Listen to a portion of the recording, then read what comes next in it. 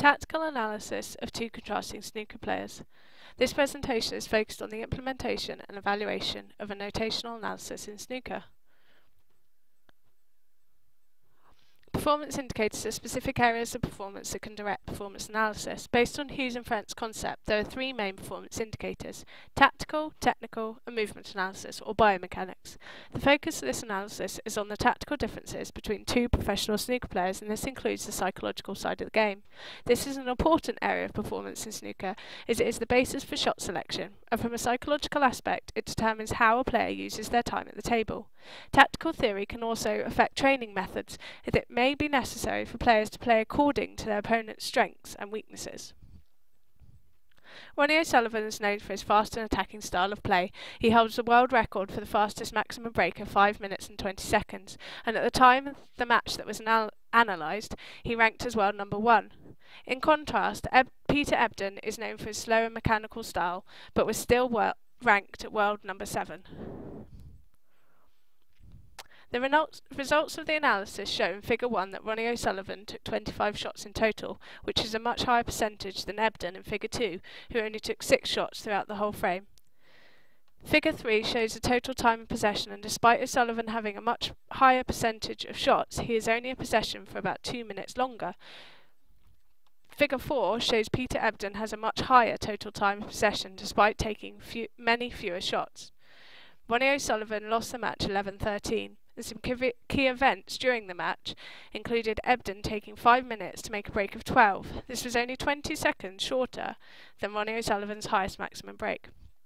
Performance analysis plays a key role in coaching, and furthermore a key part in the coaching process, which involves the planning, implementing, evaluation and assessment of practice. Throughout the cycle, it is vital that coaches provide feedback, and with reference to notational analysis, the data produced can be used to inform future practice.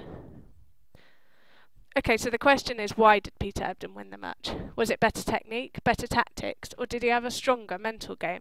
Ronnie O'Sullivan made breaks of 71, 137, 101 and 79 within the first 5 frames, but despite that, Ebdon only had a highest break of 60 during the whole match. Ronnie O'Sullivan hasn't just struggled against Peter Ebdon. This image shows his anguish during a match against Mark King, also in 2005. And in the video clip, 3 minutes 48, he discusses his thoughts on Peter Ebdon's style of play and says, "He's very intense, but he can do that. I'm not going to enjoy playing like that. I need to be flowing." Mental strength involves the ability to play well against opponents with varying styles, whether that be defensive, attacking, slow or fast. The importance of mental strength can be summed up in these quotes. Ronnie O'Sullivan said, "I tried a sports psychologist once and I never really got anything out of it. If you're on, you're on, and if you're off, you're off, and there's nothing you can do about it."